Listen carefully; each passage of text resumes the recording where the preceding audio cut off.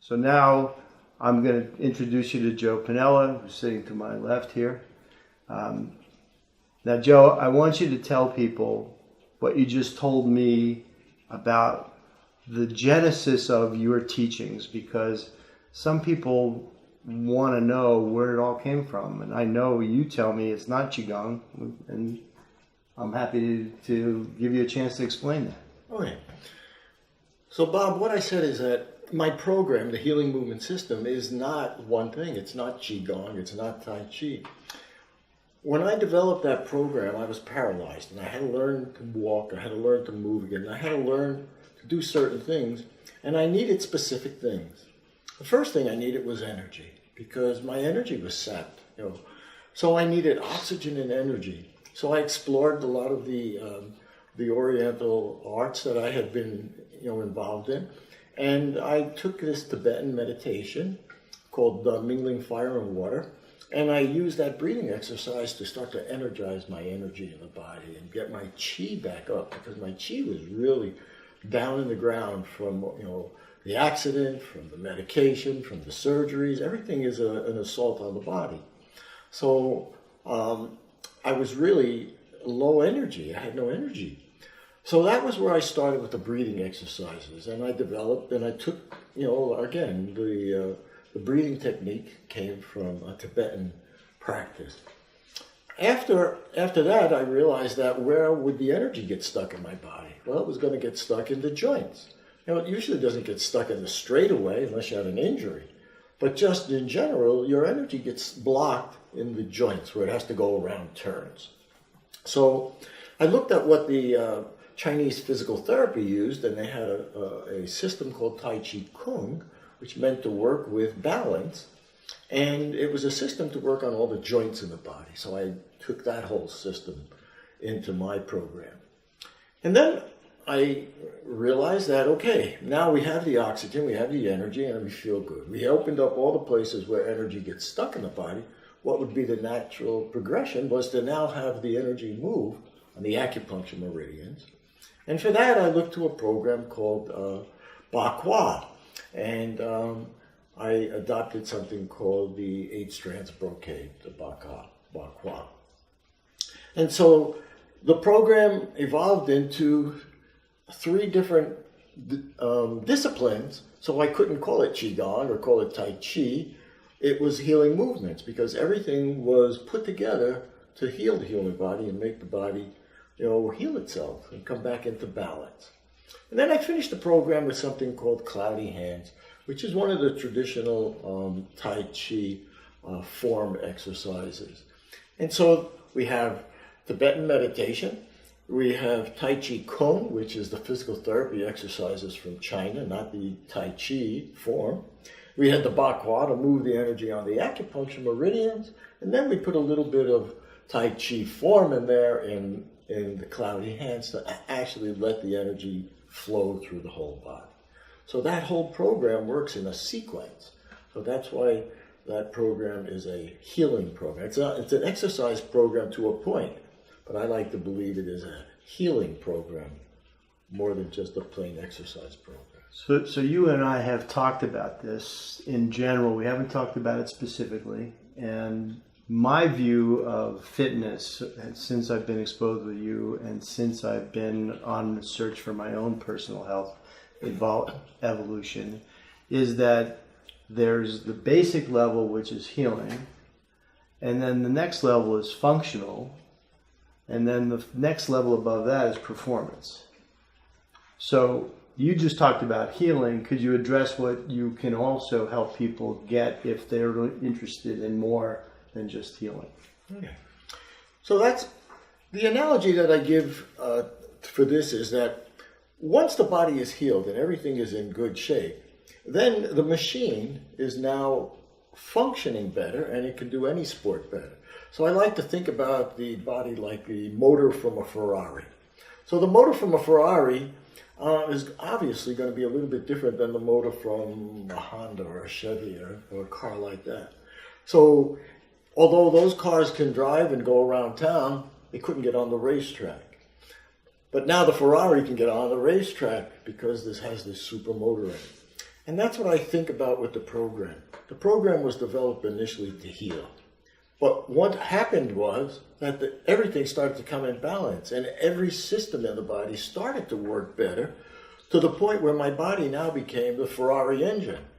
And it doesn't matter if I want to play golf, or if I want to play tennis, or if I want to be a jogger, or if I doesn't, whatever it is that I want to do, I'm going to do it better because I now have a Ferrari engine instead of a smaller motor. This doesn't quite fit, but I found this quote today, which I'm going to read, and this is from Jerry Rice. Those of you who don't know who Jerry Rice was, he was a receiver for the 49ers during the 49ers heyday, and probably the greatest receiver that ever lived. And he said, and I'm going to ask you the question, is this the secret to lifetime health? Today I will do what others won't, so tomorrow I can accomplish what others can't. Oh, that's great. Isn't that good? That's a great quote. Yeah. Anyway, it seems to me that fits because it follows along with doing something a little bit every day, so you can keep doing that something a little bit every day, which brings us to the whole concept of the course that we've put together, which is the daily routine and people's habits. So I know that you're a big believer in having a daily routine, so why don't you speak to the issue of how to incorporate things into your life that you unconsciously use to improve your health and meet your life, your health and fitness objectives. Well, Bob, like you already said, you do the program now because you feel better. If you get results every time you do something, then it's easy to keep on doing it. And we have different little mantras in the Qigong world, and one of them is it takes 30 days to build a habit and 3 days to break that habit. So, people start something and then quit right away. They say it didn't work. And they start something and say it didn't work. Well, this is a process. This is not a quick fix. This is not like a pill. You're not going to take a pill and get better. This is you know already yourself that you have to do this every day. But what you get every day is one sheet of paper. Let me tell you a little story about one sheet of paper. When I was in the temple and I wanted to learn everything all at once, one of the monks came over to me and he put a sheet of paper on the floor and asked me to stand on that. I stood on the paper and he asked me this question, how much taller do you feel? And I thought, wow, this is a really philosophical question. I'm going to really have to delve into this. And of course, I didn't feel any bigger.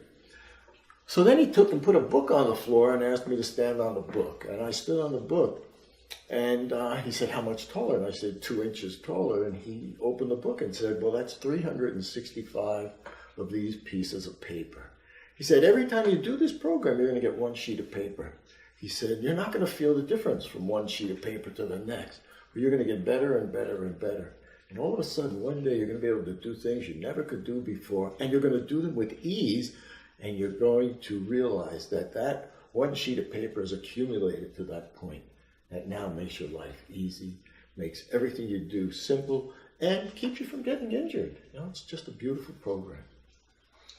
So let's now talk about the combination of your teachings with WildFit, because one of the other things that I learned from you, and I already knew this, it wasn't like this is earth-shattering news, that eating well is really an important part of maintaining weight and feeling good. So why don't you talk about what you feel and how Eric supports your teachings on nutrition?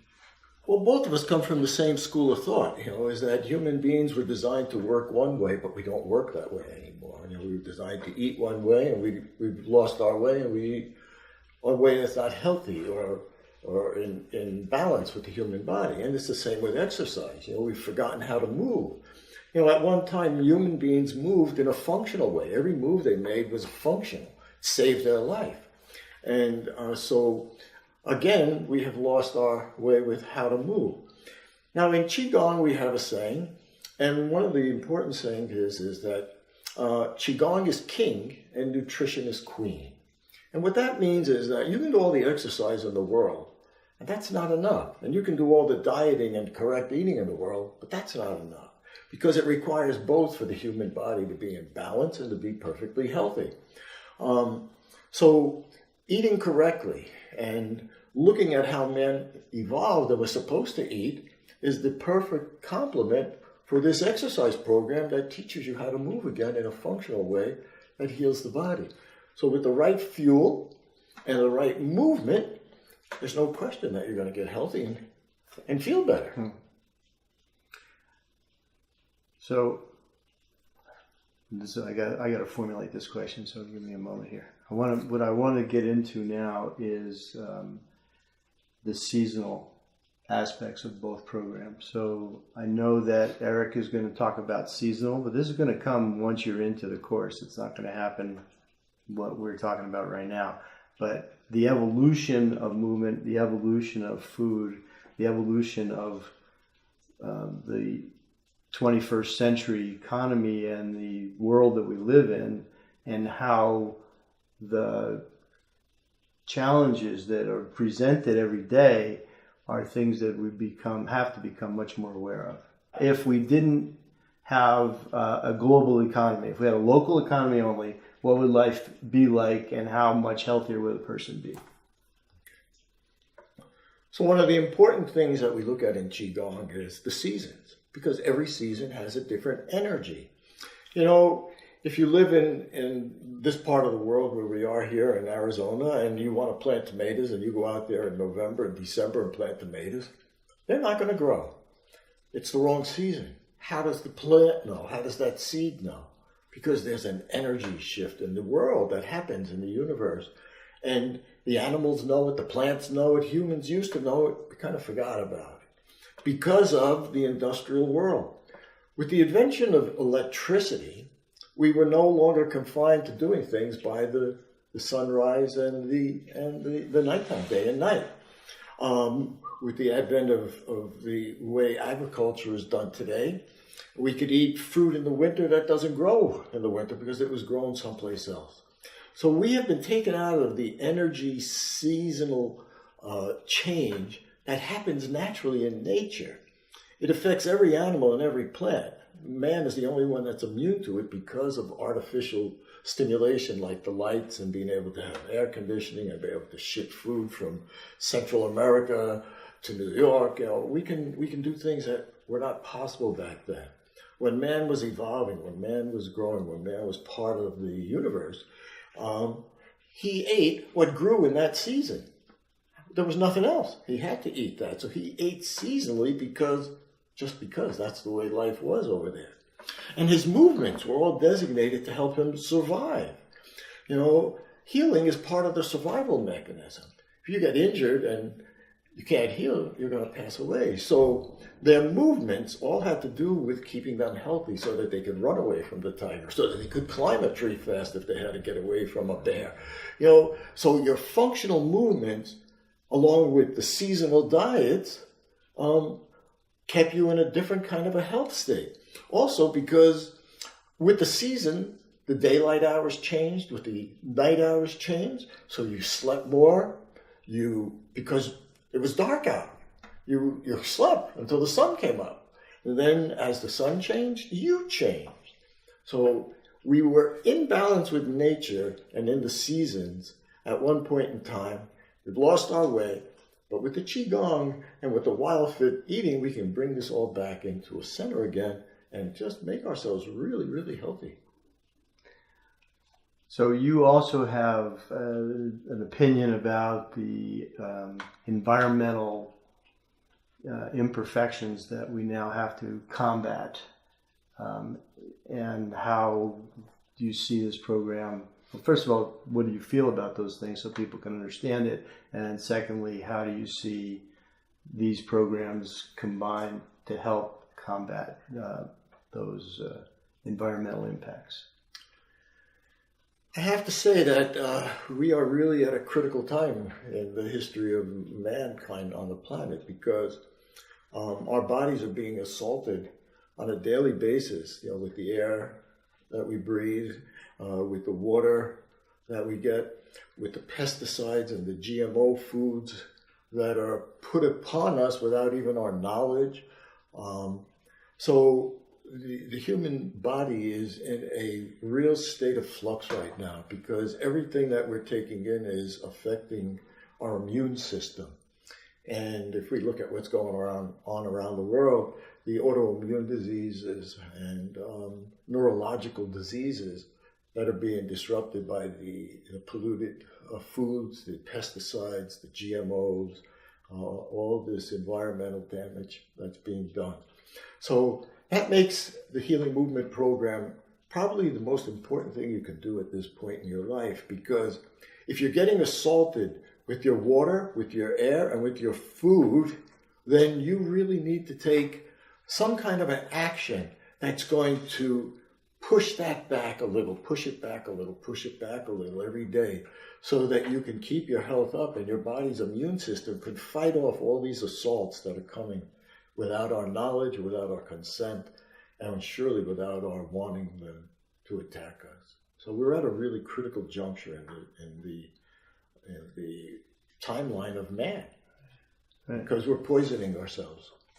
There's a lot of new research that's coming out about the microbiome that I think is going to really help people be able to understand eventually. It won't happen real soon, but eventually understand what changes they need to make personally to improve their immune system.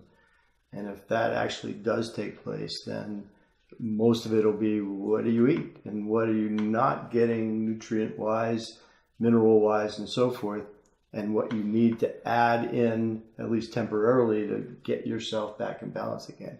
So, we are Balanced Life Team, and this is Balanced Life Team Presents, and everything that we talk about is about bringing your systems, whatever they are you are considering, back into balance. Because if you're out of balance, you're off kilter.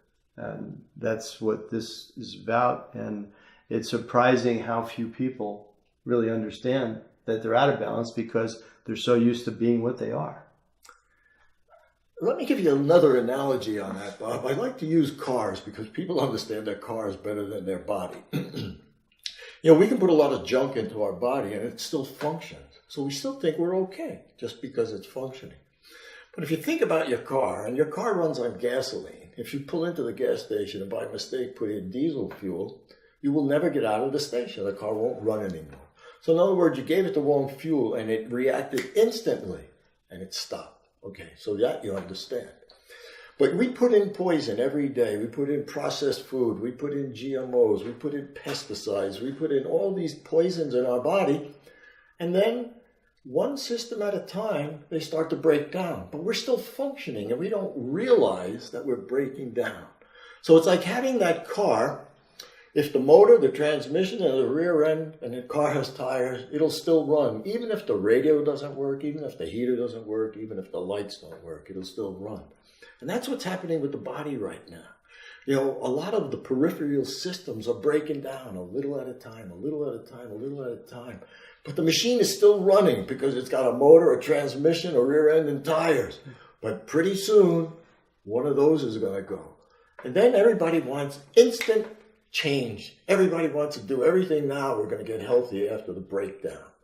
Get healthy before the breakdown. Start fixing all these little systems that are out of balance that you're not aware of, and you're going to get healthy. You're going to get happy. You're going to get fit. Well, it's interesting if you're not playing a sport to really give it an indicator or a measure about your fitness and your ability to function. You don't necessarily see the warning signs as soon as I did. Mm-hmm. And so most people's first warning is when they get that bad report from the doctor. You had one that was quite dramatic, but yours was more of an acute injury. I'm talking about chronic injuries. That's a huge misconception, Bob, about sports. People think that they can get healthy playing sports. I meet guys all the time and I say, well, what do you do to get healthy? What do you do to keep fit? And they go, I play golf. Well, golf is a great sport, but golf doesn't keep you healthy. It doesn't make you healthy. As a matter of fact, it gives you all kinds of compensation patterns and muscle imbalances in your body that later on are going to cripple you. Tennis, the same thing. Any sport that plays on one side of the body is going to build one side more than the other side. So what you need to do is you have to start to mitigate that problem and start to bring the body in balance. If you want to play better golf, if the machine, that Ferrari motor, you, is in better shape, you're going to play better golf. So you don't get in shape playing golf. You got to get the body in shape first, and then it plays golf better. So it's not only golf or tennis, it's any sport. I've worked with people who are hikers. I worked with a man who hiked the Appalachian Trail 3 different times. I've worked with swimmers who've now got gold medals because they can breathe better and move better. The program is going to work to make the machine better, not to make your sport better. That's a byproduct. You get that for free once the machine works better. That just illustrates the point I made earlier about getting to that performance level. You have to go through the healing and the functional before you can get the performance. So one sheet of paper at a time, right. Bob. There we go. There we go. So let's start with when I'm a new student and I'm coming into the program, the 90-day program. How should I make sure that I can see the impact on myself at the end of the program? Well, by the end of the program, you're going to be able to do things that you weren't able to do before easily. You're going to feel that you're going to be able to go down on the bottom shelf and just do a natural move to go down without it having to be almost like a drudgery to bend over or something. So you're going to start to feel the body working better, and that's going to be the thing that's going to keep you coming back to the program, and even after the 90 days. The 90 days is really a time when the body is repairing things. It may not function the best at that point in time, but as it starts to fix, one system at a time, as your fascia starts to get stronger, as your joints start to get supported, as your muscles start to become more supple and flexible, you're gonna feel better. You're gonna move better. It's going to be a no-brainer to keep going. You know. And so let's just cover the issue of marking my starting point, so that at the end of the 90 days, I have something to compare it to. I like to tell people to take notes. You know, when something is wrong, something hurts, something you can't do, take notes, because I can tell you this much: everybody forgets about where they were at. You don't realize it because it's one sheet of paper at a time. So I ask people to, make a little journal, make a little entry on where you are right now, where you're starting. What are the things that challenge your movements? I mean, can you get out of the car easily? Can you get off the toilet easily? Can you reach up on the top shelf and get something? Can you bend down to the bottom shelf and get something? So write these things down and put it away. Don't look at it during that 90-day period. But at the end of the 90 days, you take that out, and I can guarantee you that every one of those things you put on there is either going to be addressed or it's going to be easier. So let's get even more basic, folks. I think that what I'm trying to get you to think about is, let's take some pictures. See where you are today, so you can take a picture of where you are in 90 days and compare the pictures. Weigh yourself. How much do you weigh today? How much are you going to weigh in 90 days? Then we start talking about your functionality. When you start becoming aware, you'll notice, do you sit on your right cheek? Do you sit on your left cheek? Do you slouch? Where do you have pain? Are those pains still there 90 days from now? I'm going to venture to say that you're going to notice major changes in your body, and all the pains that you're feeling today will either be minimized or have been eliminated. And the best part is, you don't even know they're gone because they're not bothering you anymore. And then what I found, you probably can attest to this from your other students, is that the pain shifts somewhere else. Because you take care of the ones that are the most nagging ones first, and then the ones that you don't even know are there appear. Yeah. And then you take care of that one. So, it's an evolution. It's a process. It's a process. Yeah, my program is a process. Right. And here's an important thing that you just mentioned, is that the awareness part of it. Some of those injuries that you were talking about are not really injuries, they're compensation patterns. If you're right-handed, you have a right dominant side, your right side is stronger than your left side. So that's not an injury. That's a function that's happened to you because you only use your right hand. You only use your right hand. You only do something in one way. That's why one-sided sports put the body out of balance eventually to the point where they break down.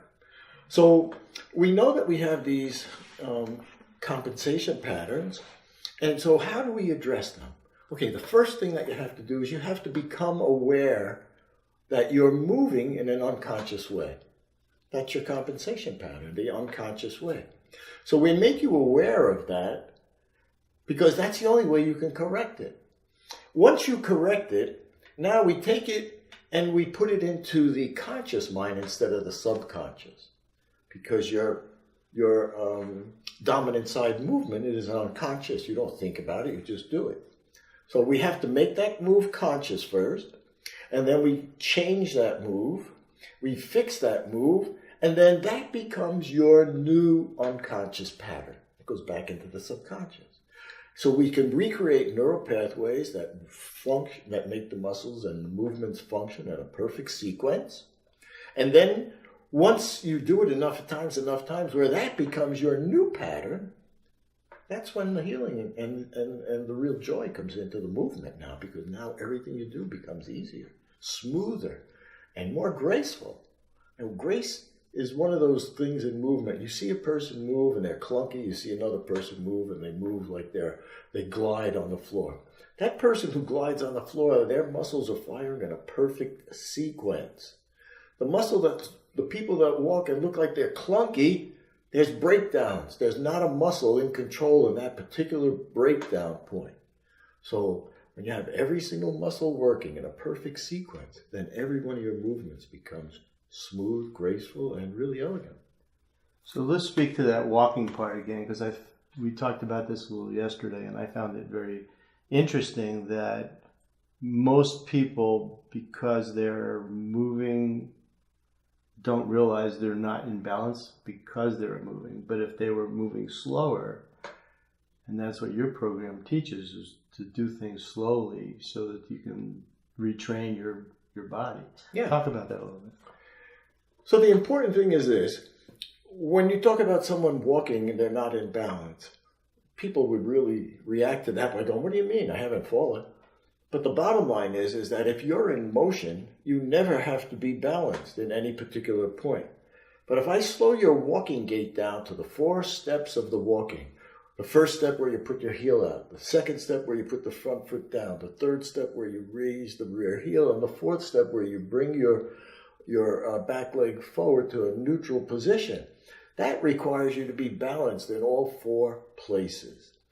Now, that requires your brain to stimulate certain muscles in a specific order to keep you balanced. So now when you start to walk and you're balanced in every part of the gait, your whole life changes. Number one, the muscles that are required to keep you balanced are the postural muscles in the body, and they start to get really stronger. And the stronger they get, the easier it is for you to move and do things. So we have to go back to that attention thing and pay attention to what you're doing now. Pay attention to what you want to change. Do programs that change that, and then everything will become unconscious again to the point where you can move in a really soft, easy, gentle way, and everything is just easier and different. So I'm going to get into a topic now that I know you're going to want to talk about. And here's a friend of mine had plantar fasciitis. And he was told it was from walking around barefoot that he got plantar fasciitis. After I started being taught by you, I started questioning that diagnosis, or that prescription, I should say. Let's be clear. Walking on hard surfaces, which we have today, is not the ideal situation. Originally, man walked on dirt, he walked on mountains, he walked on trails.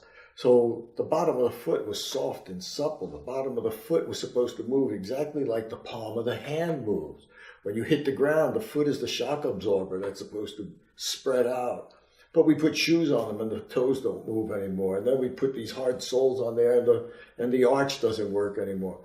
So we've created we've created all of the problems with the bottom of the feet. So plantar fasciitis is a condition that affects the fascia of the body. The fascia in the body, in case you don't know, is that white film on a piece of chicken, the one you can't cut, you can't pull, you can't break. Really, really strong. Well, we now know, and the Chinese have known this for 5,000 years, they called the fascia in the body silk. We now know that that's what they were talking about, was the fascia in the body.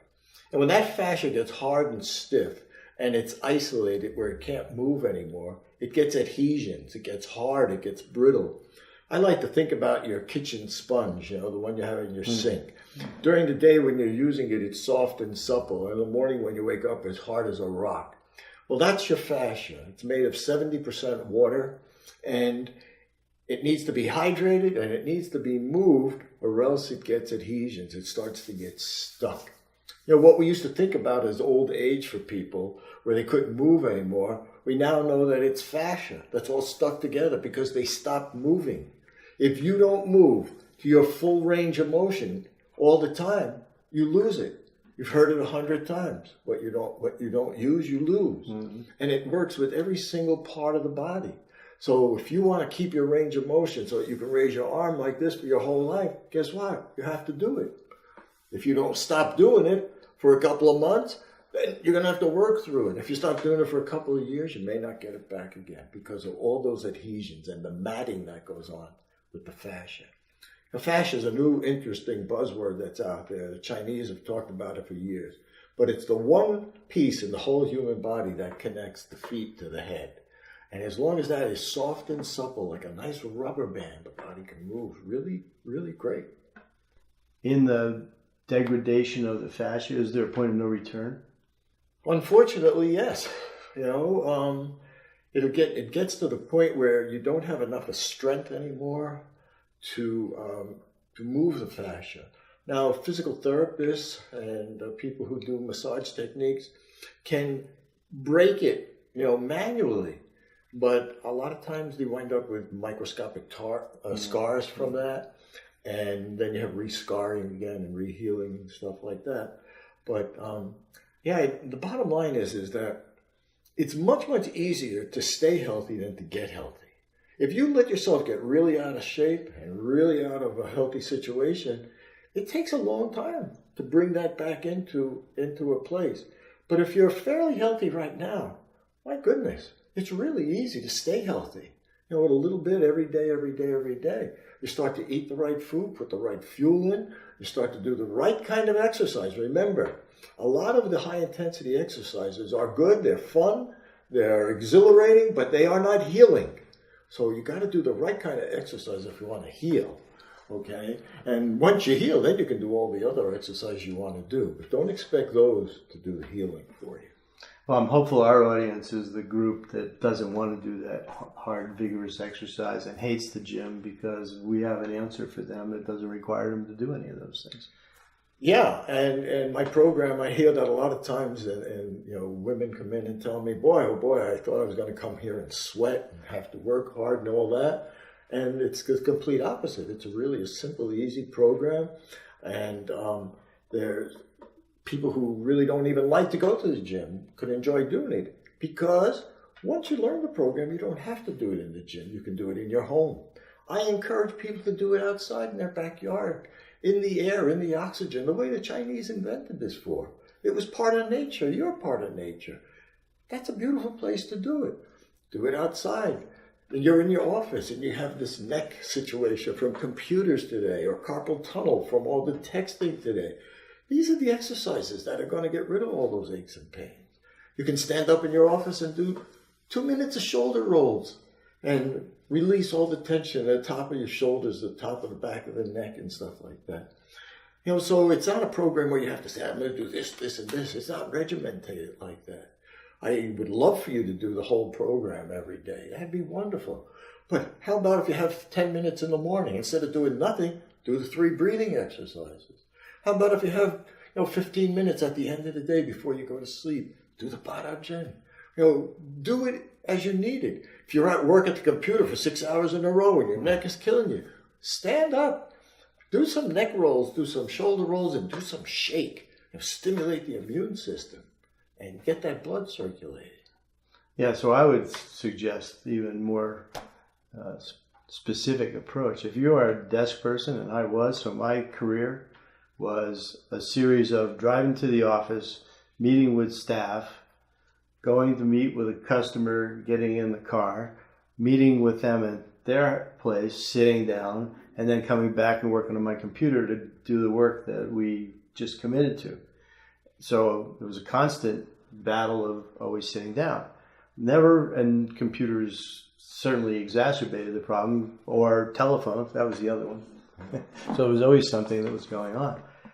So what I would encourage people to do is set a timer. Work for an hour, get up and do 2 or 3 or 4 minutes just to get things moving again, and then sit down and work for another hour. If you have to be at a desk 8 hours a day, there's no better way to be able to manage yourself through that process. And I'm sure you heard the mantra now. The new mantra is sitting is the new smoking. Sitting is killing people. It's destroying the body. It's destroying the immune system. All this electromagnetic energy from the computers and the screens and the lights. The body is in fight, flight all of the time. My program is a meditation program. If you're paying attention to what you're doing in my program, you're meditating. You're out of fight, flight. You're in the parasympathetic nervous system. But most of us today, through no fault of our own, we are in fight, flight all the time. Just because you're not running away from a tiger doesn't mean anything. If you drive today, you're in fight, flight. Okay? That is the truth. If you shop today, you're in fight, flight. If you're on the computer all day, you're in fight, flight. So basically, the whole population is in fight, flight all the time now. You need to wonder why there's anger in the world. Yeah. You need a program like mine to take you out of that fight, flight for a couple of hours a day until it becomes the way you love to be, and you start to do this often. Use it for your health. So what I'm hearing from you is that most people don't know how to ever be in the right place, the right part of the nervous system to heal until they're in the hospital and they have nothing left but to heal. Yeah, see, unfortunately, I hate to say most people, but I'll just say a lot of people don't understand that we have different nervous systems in the body. The autonomic nervous system has different branches. One branch we're in control of, and the other branch we're not in control of. The one that runs all our bodily functions and keeps us breathing and keeps the chemistry in our body perfect, that's automatic. If we were in charge of it, humans would be gone instantly. Okay? But the other system, we can control that one. When we're in fight, flight, if we can use our breath, because our breath is the door, that's the key, that's how we open and change nervous systems. If you start to just do 2 or 3 minutes of deep breathing, take a deep breath in, Buddha belly, breathe out, and you just sit on a chair, close your eyes, and do that for a few minutes. If we monitor your brain waves, we'll see that you went into alpha. You actually took yourself out of a sympathetic nervous system and brought yourself into a parasympathetic nervous system. And so my whole program is designed to be only in that system because there is no healing in the sympathetic nervous system. When you're running away from the tiger, your body is not saying, hey, I got to heal that little scratch you got as you ran past the bush. It's only worried about making you survive. I tell people all the time, healing is part of the survival mechanism. People don't usually equate that. But if an animal doesn't heal, it's going to die. So healing is part of its survival mechanism. Same with us. And we don't have the same challenges that a wild animal has today, but we still have all the same mechanisms in us. And you cannot heal if you're stressed, if you're up, if your heart rate is pounding and you're nervous about this and you're thinking about 400 different things you got to do. There is no healing at that point. You got to get into, why do we eat? Why do we sleep? That's why we sleep, to heal. Okay, the body has to replenish and rebuild itself. That's why we sleep. But guess what? You can also do that while you meditate. So meditation is really key. But how many people have time to sit and meditate anymore? Who wants to? You know, they got 100 things to do. They can't even do it. But doing my program forces you to meditate. Why? Because you're going to be busy doing 1, 2, 3. And before you know it, You're going to meditate whether you want to or not. I actually wanted to go there because when you talk, and I'm sure all of you out there are like me, sitting down and trying to meditate,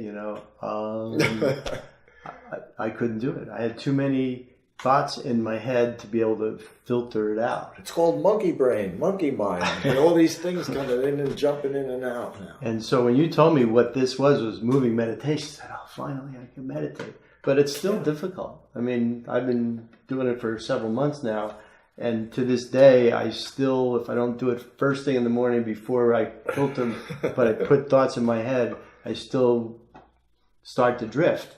And I know when I drift because I start to fall over. Yeah. The meditation part is really key to the healing. You can't heal unless you can bring your brain into that parasympathetic nervous system. And my whole program, that's what the whole program is, and not one part of it, the other part. Every single aspect of it starts with the breathing, starts with the attention to the joints, starts with the attention to the meridians, and then starts with to let the energy flow through the whole body. So.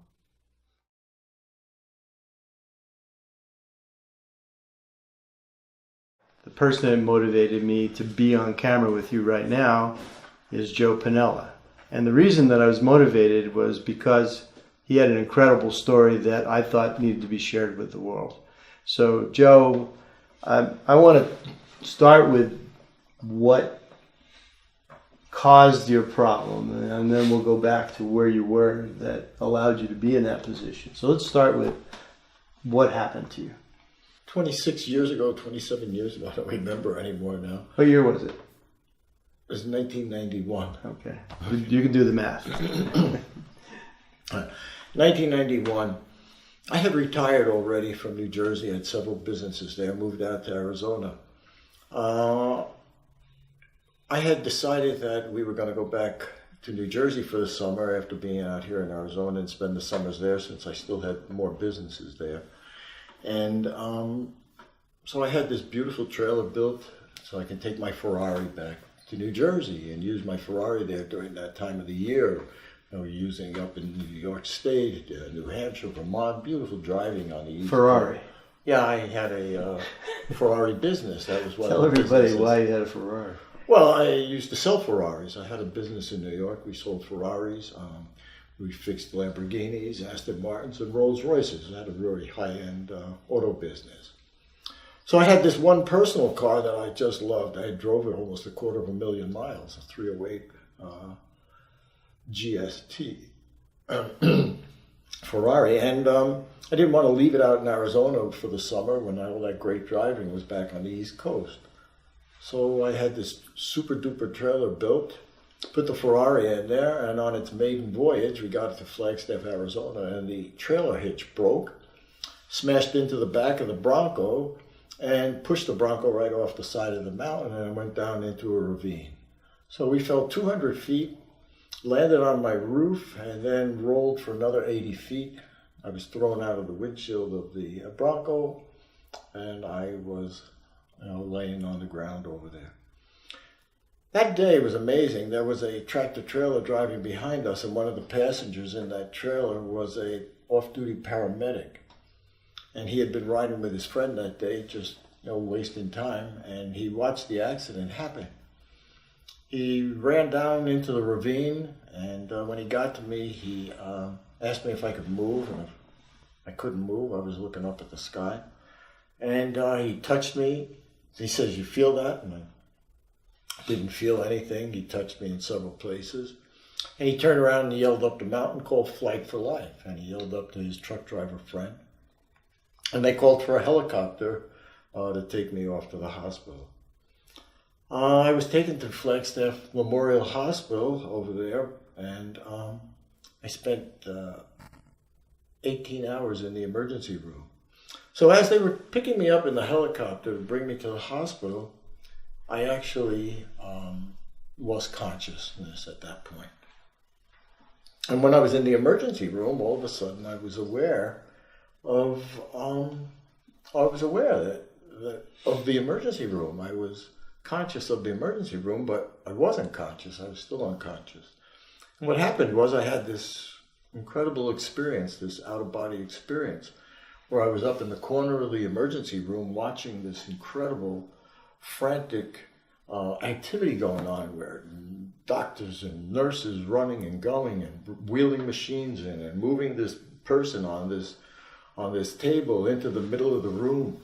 And I realized it was me. I was watching a scene out of a movie, but it was me on that gurney.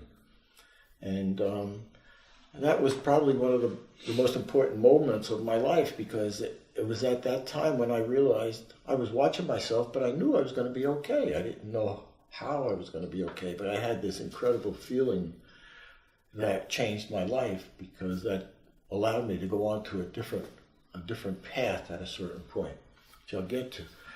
But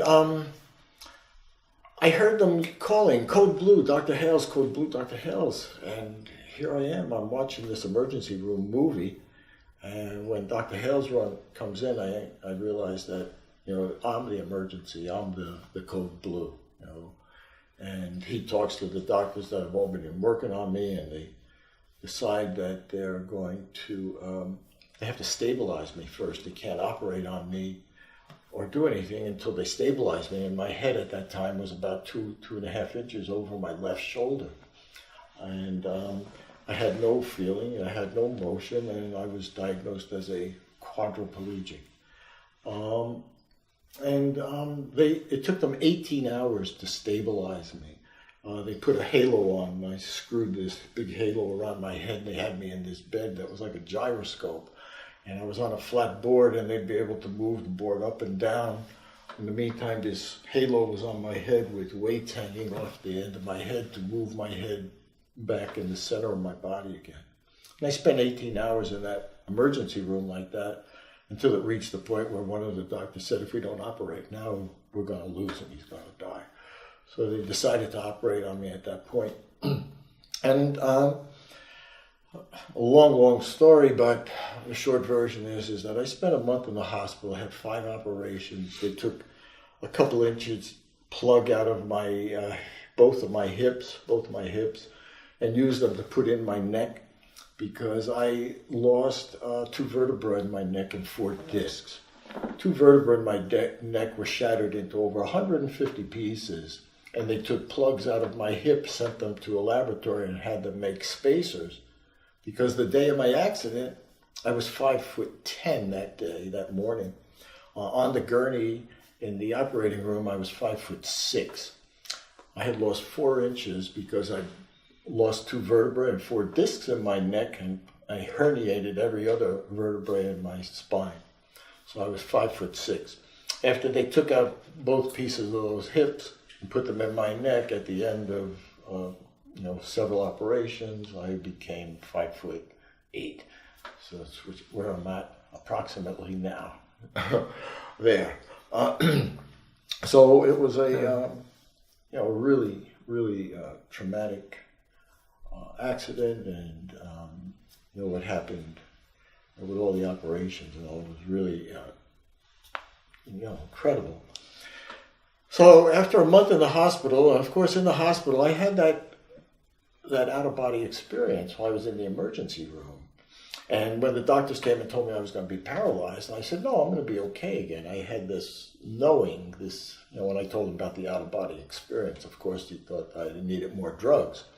And had me with a psychiatrist. 1991, that should have been acceptable. Yeah, nobody believed me. And I'd say, no, I'm going to get better. And they'd say, Joe, you're not going to get better. Joe, you're not going to get better. And in the meantime, I had social workers and psychiatrists, everybody telling me that I needed to accept the fact that this was it. I was going to be paralyzed for the rest of my life. And the consequence of being paralyzed, we're going to be in a wheelchair. Yeah, the doctor said the best case scenario would be that I would learn how to operate a wheelchair with my mouth. Best case. That was the best case scenario. So in the meantime, I'm telling him, no way. I was up there in the corner of the room, in the emergency room, and I know that I was going to be okay. I knew it. And then, of course, nobody believed it. So after a month, they're going to send me off to physical therapy. And I'm really excited about going to physical therapy because no matter what they've told me, I still believe I'm going to get better. And I think that, well, now when I go to physical therapy, these people are going to help me get better. I mean, that's what they do, right? Anyway, that's what I thought. When I got there, their whole goal was now to convince me to accept the fact that I was going to be disabled. I had to admit that I was going to be disabled, that I was never going to walk. I had to agree that I was never going to walk. If I didn't accept it, that I would never be able to get on with my life. I had to accept that this is what happened and that's the way it was going to be. And of course, I kept on telling them about that out-of-body experience, and they just kept giving me more pills. Every time I told them about that, they give me a new doctor and more medication. So after several weeks of this, I was really depressed. I wanted to kill myself. I couldn't kill myself. I couldn't do anything. I was stuck in this situation. But I remembered that your brain's functioning this whole time. I mean, you know exactly where you are. Oh, yeah. You're just I know everything. Powerless to I do just anything. can't move. Yeah, wow. So, in this state of depression, with physical therapy was my hope. I really hoped that this was going to be, now I'm going to start to work on getting better. And here they're the same thing. No chance, no help. Well, I remember that, when I'm a teenager, I had this incredible opportunity, which is another whole story, which we can tell another time. But I got admitted into a Chinese Buddhist temple through an odd set of circumstances when I was a young teenager, 12, 13 years old. And in that Buddhist temple, I watched the Chinese monks work with the Chinese people. They didn't go to medical doctors. They went to the temple when they had something wrong with them. And the monks used Qigong, they used acupuncture, they used herbs, they used massage, they used all these different things. No matter what the people came to the temple with, there was always somebody there that would be able to do something for them. So in my desperation and the fact that I couldn't kill myself, I decided to get in touch with the temple and see if there was anything that could be done. So I called there and, several days through interpreters, finally got the message that, yes, I had practiced there when I was a teenager many years ago, and that I now had this incredible accident that left me paralyzed, and was there anything that Qigong could do? And a couple of days later, got the call back that, the monk said, yeah, no problem, do Qigong. And I said, yeah, tell him there's a big problem. I can't move. I can't do Qigong. And I said, didn't you tell him that? He said, yeah, I told him that. And he said, yeah, do Qigong in your mind. Make believe you're doing it. Do it in your mind. And I said, that doesn't sound like it's going to work. And he said, let me tell you what you need to do.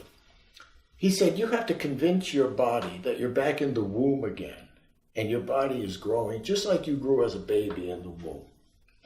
He said, so the monk said, you have to go into water. You have to be in the water, and the water needs to be 98.6, the same as it was in your mother's belly. He said, and in that water, he said, you shut your eyes and make believe that you're in the womb again. And when you were in the womb and you were born, everything that you needed grew and came to life. He said, and that's what you need to do. He said, the monk said you need to get a book, a picture of where your injury is. And imagine that, wherever is injured, like I had, my left arm was completely dead and numb. And they said, well, the doctors had said those were the nerves that were severed in my neck over there. And they said to look at the medical books and a picture and imagine that the energy that needs to move your fingers jumps over that broken area to another nerve and then comes back to that nerve. Just like if you had an accident on the turnpike or on the parkway. You wouldn't stop forever. You would go around the accident and start going again. So imagine that the energy jumps over that broken part and goes down and starts to heal again. So I embarked on this program that I actually had to bring people in from out of state that worked for me in New Jersey and come and help me, because everybody out here in Arizona thought I was crazy. But what I did was I got into a jacuzzi every day for 6 hours, 3 hours in the morning and 3 hours afternoon. They would lower me in on a chair. The water was up to my neck. I had this big sombrero on so I wouldn't burn up in the sun up in Arizona. And I would have a blindfold on so that I would be able to make believe I was in my mother's womb. I couldn't make believe if I knew I was in Scottsdale, looking up at the sun. So I actually had to convince myself that this was what was going on. So they'd blindfold me, put me on the chair, and they'd lower me into the thing, and I'd sit on that chair, and I would imagine that I was doing the exercises that I now teach. And I would imagine this and imagine that and imagine this. And 3 hours every day, and they take me out in the morning and put me back in the afternoon. It looked like a raisin, my skin was all, but I did this relentlessly. And after several months, I started to feel like something was happening. That I could move a little bit, and I started to imagine that if I imagined that my arms moved to the left, they actually would in the water. The bubbling water in the jacuzzi, my arms would be bubbling, and I would imagine that. And I'd say, could I imagine that they went to the left? And I would imagine, and sure enough, my arms would start to move, and I would be able to will my arms from side to side. And that really got me excited. I mean, that, I can imagine. Now, maybe that. But of course, that only happened in the water. I could not do anything out of the water. It was just the bubbles, the jacuzzi bubbling away, 98.6 in 100-degree temperature outside. It was really brutal. But I got back to the temple again, and I said, you're not going to believe this, but I can actually start to will my hands from side to side. I don't know how, but I'm doing it. And one of the monks said, okay, now is when you got to use Tai Chi. You have to start to relearn everything that you want to learn how to do again, but it's got to become a Tai Chi move. So I had to start imagining specific exercises. What is a Tai Chi move, just so I understand? Well, in Tai Chi, you do everything on the right side, you do everything on the left side. And so... it wasn't energy, it was... learning to move again. Yeah. So one of my biggest upsetting things when I was paralyzed, besides not being able to move or walk, one of the really horrible things was food. When you can't eat yourself, and somebody feeds you and they don't give you the right order, they don't give you the right amount, they go this, and they feed you the way they want to feed you. And so my goal was like, I just want to be able to eat. If I can't move and I can't walk, if I could eat, I could shave, I could take care of myself, boy, that'd be really amazing. So that's what I did. I started to imagine, how would you move to eat? You got to pick the food up. You got to lift the food up, you got to bring the hand in, you got to empty the food in the mouth. I mean, there's a whole lot of different things have to happen. So that's what I started. I embarked on a program that took 7 years. It took me 7 years to relearn how to do everything again, how to move, how to walk, how to eat, how to shave, how to do everything, take care of myself. So I turned every single movement that I made into an exercise. And at first the exercise was very choppy. It would be like, stab the food, pick up the food, pick up the arm, move the elbow, move the wrist, lift the elbow. So I broke everything down, and I would do that with both sides. Lift the food, pick up the food, move the food, lift the food, boom, back and forth, back and forth, back and forth. 7 years. So that's what made it Tai Chi, by using both arms. By both arms. Right. And so what I found at one point in time was I was right-handed for 40 years of my life, and now I was no-handed. So I had to learn everything over again. But then I learned that if I do things at the same time with both hands, I don't know what it did inside my brain, but I was really able to, like now, I shave with 2 razor blades. I don't shave with one. I shave with 2 razor blades at the same time, And it's real easy. If I shave with one, I have to think about how to do it. But if I shave with 2, boom, boom, boom, boom, boom, I can eat on the odd days of the week with my right hand. I could eat on the... I shave with neither hand. But I shave with a razor on purpose. You know, it'd be really easy to shave with a shaver. I shave with it. I do a lot of things in my life on purpose so that I don't lose anything. I'm always maintaining. Yeah, if I shave with a razor, with an electric one, boom, be over. But I would lose that fine motor control to shave with this hand. Mm-hmm. So I have to keep those fine motor movements as part of my life all the time. So a lot of times there's easier ways to do things, but I don't do it that way. I do it the challenging way that keeps all my neurons and all my neural pathways, functioning. So the outcome of all of this and the teaching part, tell us about how you decided to try to pass. No, we're not trying. We are doing. My son keeps employing me never to use that word again. We are now getting your teachings out there. Tell them how you decided to do that. I told you it took me 7 years to recuperate. So, of course, during that 7-year period, I developed my program because I had my needs changed. Along the way, as I could do more things, my needs changed. So that's how I developed my program, the healing program that I use. And then what happened is I realized I had this feeling in my life that I was saved for a reason. I mean, I had the exact same injury as Christopher Reeves, Superman. He died from the accident, and I survived from the accident. We had the exact same accident.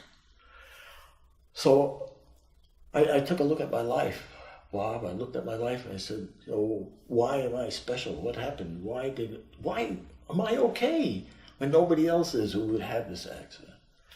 And I thought about all the money I had from all the businesses I had. I was retired. I retired 9 months before I broke my neck. I had 9 months of retirement, and then this was my life.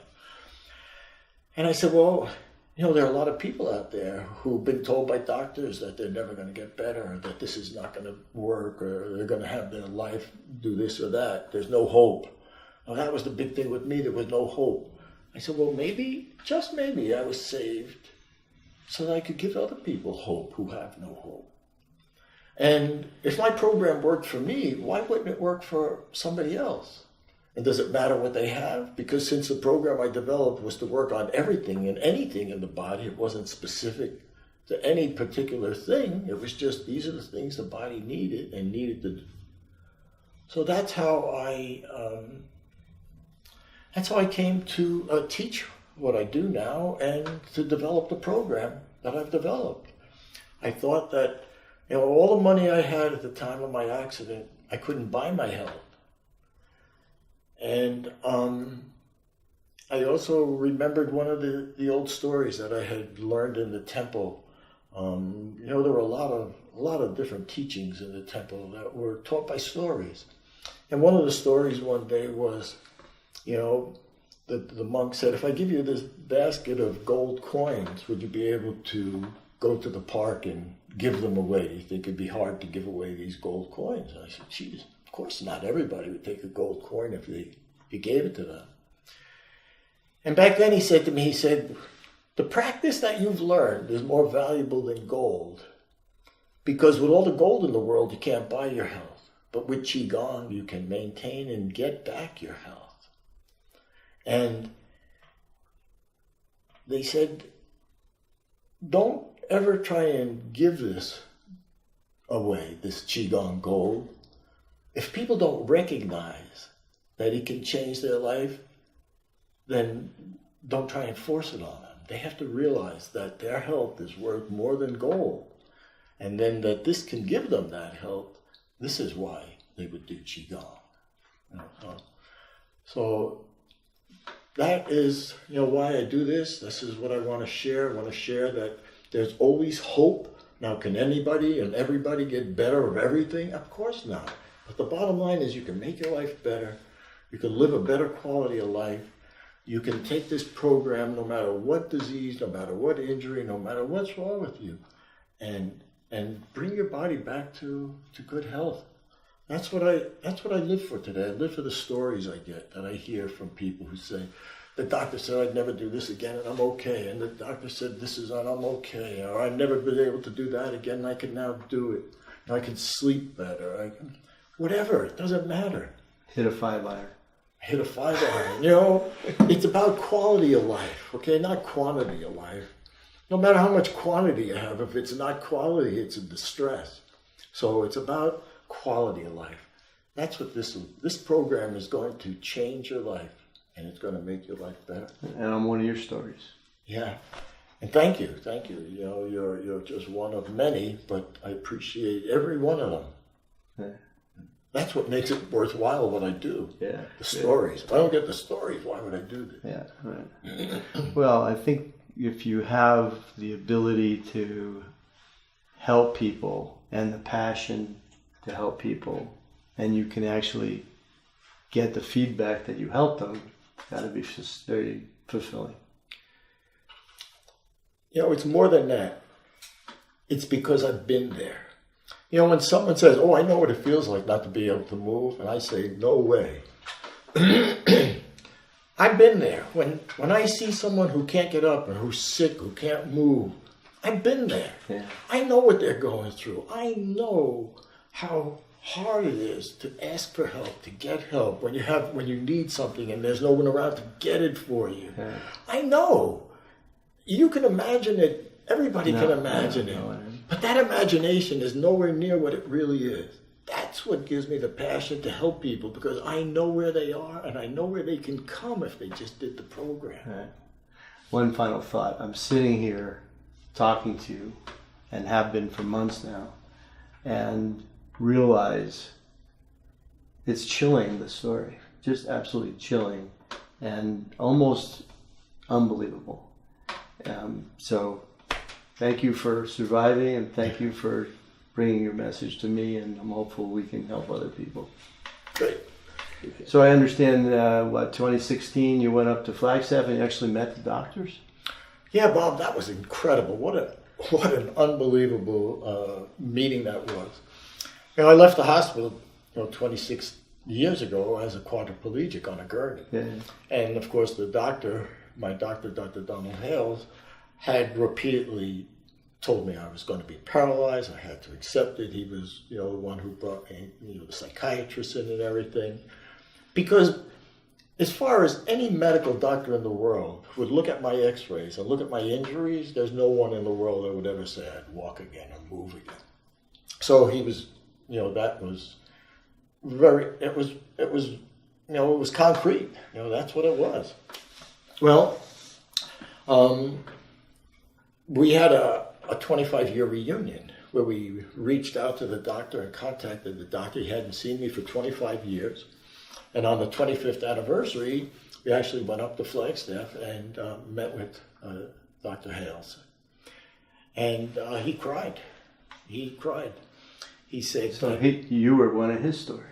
Yeah. And you finally got positive feedback. I can imagine what a doctor was. I have a story about that. I'll get into that later. So we actually got to meet the two doctors. I had never met the other doctor who was only involved in the surgeries, and he was the doctor who actually designed all the hardware. Originally, I had a metal plate in the front of my neck, about 3 inches long. I had 2 bars in the back of my neck. And so Dr. Stephen Ritlin, he was the doctor who designed all of that hardware that was put in my neck. We actually got to meet him too. And Dr. Hales, we had dinner with Dr. Hales. And my wife said to Dr. Hales, she said, look at Joe now and see how he is. And why would you tell him that there was no hope, that there was no chance or anything? And he said, we're required by law to give you the best diagnosis that would pass a panel of peer doctors. He said, and if we showed Joe's x-rays to any one of the peer-reviewed doctors, it would be absolutely unanimous.